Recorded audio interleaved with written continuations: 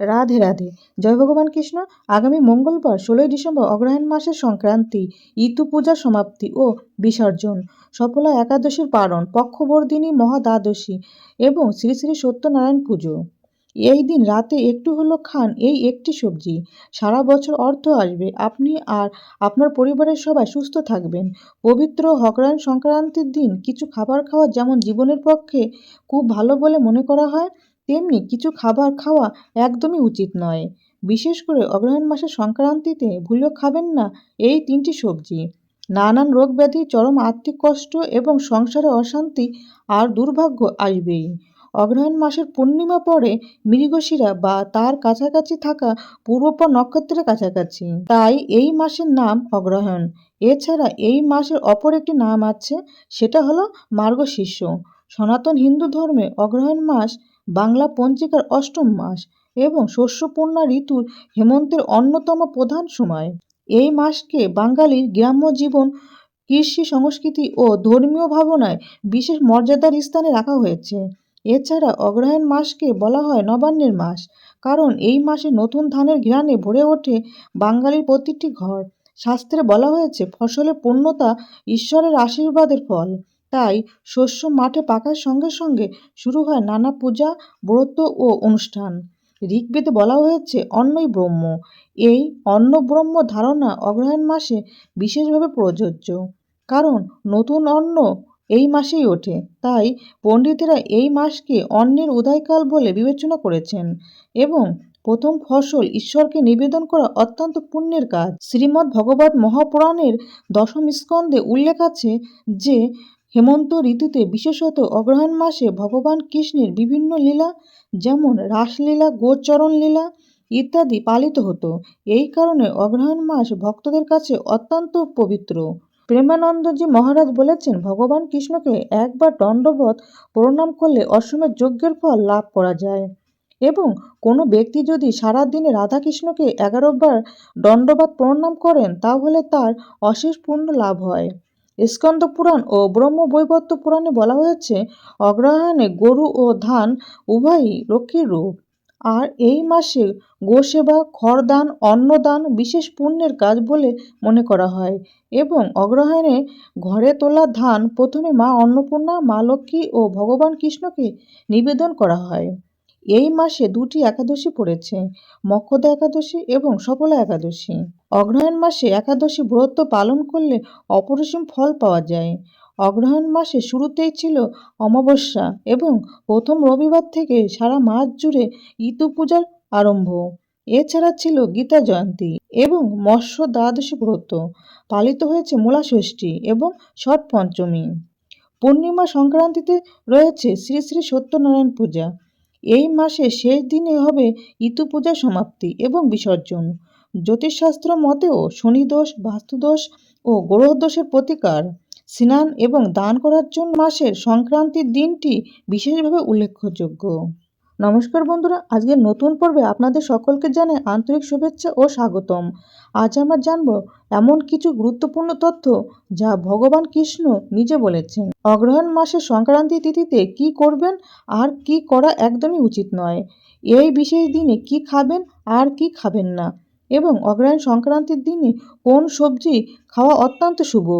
এই দিন যে সবজি একটু হলেও খেলে মা লক্ষ্মীর কৃপায় সারা বছর ঘরে অর্থ আসবে, আপনি ও আপনার পরিবারের সদস্যদের স্বাস্থ্য ভালো থাকবে। এবং এই দিনে কোন 3টি সবজি একেবারেই খাওয়া উচিত নয়, কারণ এইগুলির প্রভাবেই জীবনে ঘনিয়ে আসতে পারে চরম আর্থিক কষ্ট, নানান রোগ ব্যাধি, নানা ব্যর্থতা ও দুর্ভাগ্য। এছাড়াও আমরা জেনে নেব সংসারে অর্থ ও সৌভাগ্য বাড়ানোর জন্য অগ্রহায়ণ সংক্রান্তির দিন অতি প্রাচীন ও পরীক্ষিত 4টি শক্তিশালী উপায় বা টোটকা, যেগুলি মানলে বাস্তুদোষ কেটে যাবে, পরিবারে থাকবে শান্তি, আপনার আয় উন্নতি বৃদ্ধি করবে, কর্মে মিলবে সাফল্য। আপনি কোনো ব্রত পালন করুন অথবা না করুন, অগ্রহায়ণ সংক্রান্তির এই বিশেষ দিনে বিশেষ নিয়ম ও আহারবিধি অবশ্যই মেনে চলুন, কারণ এই দিনে ছোট্ট কিছু কাজ ও সাবধানতা আপনাকে এনে দিতে পারে সারা বছরের শান্তি, সুস্থতা ও সমৃদ্ধি।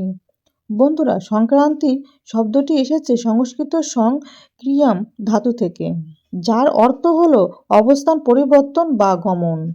জ্যোতিষশাস্ত্রে সংক্রান্তি বলতে সূর্যের এক রাশি থেকে অন্য রাশিতে প্রবেশ করাকে বোঝায়। এটিকে মাসান্তর বা মাসের শেষ দিনও বলা হয়ে থাকে। অগ্রহায়ণ মাসের সংক্রান্তিতে সূর্যদেব কন্যা রাশি থেকে ধনু রাশিতে প্রবেশ করেছেন এবং চন্দ্রদেব তুলা রাশিতে থাকছেন। এই সংক্রান্তি ধর্মীয়ভাবে অত্যন্ত তাৎপর্যপূর্ণ এবং এই দিন বিভিন্ন ধর্ম ও সম্প্রদায়ের নানা গুরুত্বপূর্ণ আচার অনুষ্ঠান ও উৎসব পালিত হয়। অগ্রহায়ণ মাসের সংক্রান্তিতে গঙ্গা বা কোনো পবিত্র নদীতে স্নান করা অত্যন্ত পুণ্যের ফলপ্রদায়ী এবং এর সঙ্গে সাধ্যমতো চাল, ডাল, ফলমূল, বস্ত্র, অন্ন, অর্থ ইত্যাদি দান করা পুণ্যের কাজ। অগ্রহায়ণ সংক্রান্তির দিন বাড়িতে সত্যনারায়ণের পুজো করলে সংসারে সুখ ও সমৃদ্ধি আসে। বন্ধুরা, পঞ্জিকা মতে এই দিন অর্থাৎ 16ই ডিসেম্বর মঙ্গলবার সত্যনারায়ণ পূজার শুভ মুহূর্ত হল সন্ধ্যা 4:52 থেকে সন্ধ্যা 6:27 মধ্যে। এই দিন স্নান ও দানের শুভ সময় হল সূর্যোদয় থেকে রাত 7:31 মধ্যে। বন্ধুরা, এই সময় প্রকৃতি যেমন প্রবেশ করে শীতের ঠান্ডা এবং শুষ্ক আর্দ্রতার মধ্যে, তেমনি মানুষের শরীরেও ঋতু পরিবর্তনজনিত সমস্যা দেখা দেয়। তাই এই সংক্রান্তির সময় আচার বিচার ও আহারবিধি মানার বিশেষ প্রয়োজন আছে। অগ্রহায়ণ মাসের সংক্রান্তির দিন নিষিদ্ধ সবজির মধ্যে প্রথমে যেটির কথা বলবো সেটি হলো বটবটি। পুরাণ ও স্মৃতিশাস্ত্রে বটবটিকে রজোগুণ প্রধান বলা হয়েছে, যা সংক্রান্তির দিন শুষ্ক শক্তির সঙ্গে বিরোধ ঘটায়। লোকশাস্ত্র ও স্মৃতিগ্রন্থে বলা হয় সংক্রান্তিতে তামসিক খাদ্য পরিহারযোগ্য। বটবটিকে কিছু অঞ্চলে তামসিক সবজি ধরা হয়। সংক্রান্তিতে তামসিক খাদ্য গ্রহণ করলে মন ও শরীরে অস্থিরতা বাড়ে। অগ্রহায়ণ সংক্রান্তির দিন পিতৃতর্পণ ও দানের জন্য অত্যন্ত গুরুত্বপূর্ণ। শাস্ত্রমতে এই দিনে অতিরিক্ত বায়ুবর্ধক দেহে ভার সৃষ্টি করে এমন খাদ্য পরিহার করা উচিত। বটবটির মধ্যে দুটি গুণই বর্তমান রয়েছে। আয়ুর্বেদে বলা হয় বটবটি সংক্রান্তির সময়ে ঋতু পরিবর্তনের কারণে হজম শক্তি দুর্বল থাকে। বটবটি খেলে গ্যাস, পেট ফাঁপা, অম্বল ইত্যাদি সমস্যা বাড়তে পারে। তাই অগ্রহায়ণ সংক্রান্তির দিন বাড়িতে বটবটি রান্না করবেন না এবং তা খাবেনও না। তাছাড়া এই দিন অতিরিক্ত ভাজাভুজি এবং বেশি তেল মশলা দেওয়া খাবার যতটা সম্ভব এড়িয়ে চলাই ভালো। অগ্রহায়ণ মাসের সংক্রান্তিতে যারা উপোস করবেন না তারা নিরামিষ ভাত বা ময়দার তৈরি খাবার, ছোলার ডাল এবং ফুলকপি, আলু, বাঁধাকপি ইত্যাদি সবজি খেতে পারেন। অগ্রহায়ণ সংক্রান্তিতে দ্বিতীয় নিষিদ্ধ খাবারটি হলো পুঁইশাক। এই দিনে বাড়িতে কখনোই পুঁইশাক রান্না করবেন না এবং পরিবারের কোনো সদস্যই এই দিন পুঁইশাকের তরকারি খাবেন না। আয়ুর্বেদিক শাস্ত্রে পুঁইশাকে এই সময়টাতে কফ বৃদ্ধিকারক বলা হয়েছে। পুঁইশাক এই সময় মানুষের শরীরে সমস্যা সৃষ্টি করে এবং হজমে প্রভাব ফেলে। এই দিন পুঁইশাক খেলে বাড়িতে রোগ ব্যাধি লেগেই থাকবে। শাস্ত্রমতে পুঁইশাক অত্যন্ত তামসিক প্রকৃতির খাদ্য এবং বাড়িতে নেগেটিভ শক্তিকে আকর্ষণ করে, বাস্তুদোষ সৃষ্টি করে। সুতরাং এই দিন কোনোভাবেই পুঁইশাক দিয়ে তৈরি কোনো খাবার মুখে তুলবেন না। অগ্রহায়ণ মাসের সংক্রান্তিতে ইতু পূজা, সত্যনারায়ণ পুজো বা বিভিন্ন ব্রত পালনের সময় খাবারের ফলমূল, দুধ, সামার চালের পায়েস, আলুর তরকারি কিংবা সিঙ্গারার আটা বা পানি ফলের আটার তৈরি পরোটা বা কিছু ক্ষেত্রে সাবুদানার খিচুড়ি খাওয়া যেতে পারে। তবে উপোসের সময়ে রান্নায় সাধারণ লবণের পরিবর্তে সন্দক লবণ এবং সরিষার তেলের পরিবর্তে ঘি ব্যবহার করবেন। অগ্রহায়ণ মাসের সংক্রান্তির দিন লক্ষ্মী পুজো করলে মা লক্ষ্মীর বিশেষ কৃপা পাওয়া যায়। তাছাড়া এবারে সংক্রান্তি যেহেতু মঙ্গলবারে পড়েছে, তাই এই দিন সকালে স্নানের পর হনুমান চালিসা পাঠ করুন এবং তার সাথে মা লক্ষ্মীর পাঁচালী পাঠ করুন। এছাড়া অগ্রহায়ণ সংক্রান্তির দিন পেঁয়াজ, রসুন, মাছ, মাংস, ডিম ইত্যাদি না খাওয়াই ভালো। বন্ধুরা, এবার আসছি তৃতীয় নিষিদ্ধ খাবারটির কথায়। সেটি হলো বেগুন। বেগুনকে বহু ধর্মশাস্ত্রে তামসিক সবজি হিসাবে গণ্য করা হয়েছে, যা সংক্রান্তি শুষ্ক সংযত শক্তির সঙ্গে সামঞ্জস্যপূর্ণ নয়। এই সময়ে বেগুন খেলে গলা ব্যথা, গলা চুলকানো, পেট ব্যথা এবং অ্যালার্জি ইত্যাদি বাড়তে পারে। এছাড়া অগ্রহায়ণ মাসে শীতের প্রভাব শুরু হয়। এই সময়ে বেগুন রক্তের উত্তাপ বাড়িয়ে দিয়ে ফোড়া, চুলকানি ইত্যাদি বাড়াতে পারে। যা আয়ুর্বেদে রক্তদোষ হিসাবে পরিচিত। তাই শাস্ত্রে অগ্রহায়ণ মাসের সংক্রান্তিতে বেগুন পোড়া, বেগুন ভাজা বা বেগুনের কোনো তরকারি খাওয়া অশুভ ও অনুচিত বলা হয়েছে। এছাড়া ভগবান কৃষ্ণ, শ্রীমতী রাধারানী, ভগবান নারায়ণ, মা লক্ষ্মী এবং ইতু পূজার এই পবিত্র অগ্রহায়ণ সংক্রান্তির দিন কোনো প্রকার নেশাজাতীয় কোনো খাবার না খাওয়াই ভালো। বন্ধুরা, অগ্রহায়ণ সংক্রান্তির দিন কোন খাবার সবাইকে খেতে হয় সেটা জানার আগে খুব দ্রুত আমরা জেনে নেব অগ্রহায়ণ সংক্রান্তির 4টি বিশেষ এবং শক্তিশালী উপায় বা টোটকা। যে বিশেষ উপায়গুলি করলে আপনার সংসারে সুখ ও সমৃদ্ধি আসবে। প্রথম উপায়টি হলো অগ্রহায়ণ সংক্রান্তির দিনে 1 মুঠো চাল এবং সামান্য ঘি একসাথে করে কোনো গরিব মানুষ বা ব্রাহ্মণকে দান করুন। দান দেওয়ার সময় মনে মনে বলুন, আমার সংসারের অভাব দূর হোক। এর ফলে রোজগারের বাধা কমে যায় এবং ঘরে সমৃদ্ধি আসে। দ্বিতীয় উপায়টি হলো অগ্রহায়ণ সংক্রান্তির দিন একটি ছোট পাত্রে 1 চামচ লবণ এবং 5টি 1 টাকার কয়েন রেখে সেটা আপনার রান্নাঘরের পূর্ব দিকে রাখুন। পরের দিন কয়েনগুলো পুজোর স্থানে রেখে লবণ ফেলে দিন। এর ফলে অর্থক্ষয় ও ঋণের চাপ কমে যায়।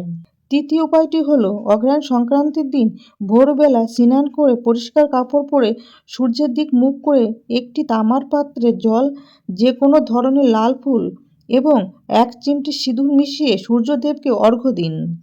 এরপর একটি তামার মুদ্রা রান্নাঘরের উত্তর পূর্ব কোণে রেখে দিন। এর ফলে নিয়মিত আয়ের রাস্তা খুলতে সাহায্য করে। এবার আসি চতুর্থ উপায়টির কথায়। অগ্রহায়ণ সংক্রান্তির দিনে পুরনো ঝাঁটা ফেলে দিন আর নতুন ঝাঁটা ঘরে আনুন। ঝাঁটা আনার সময় প্রথমে রান্নাঘরে রাখুন। এর ফলে সংসারে অর্থের আগমন স্থায়ী হয়।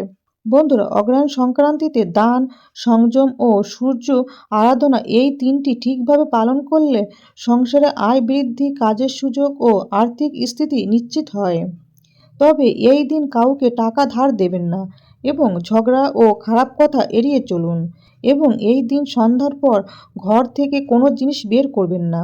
বন্ধুরা, অগ্রহায়ণ সংক্রান্তির রাতে পরিবারের সবাই একটু হলেও খান নতুন মটর বা কড়াইশুঁটির তরকারি, কিন্তু সেই তরকারি যেন নিরামিষ হয় এবং অবশ্যই তা ভগবান কৃষ্ণ, ভগবান নারায়ণ এবং মা লক্ষ্মীকে নিবেদন করে তবেই খাবেন।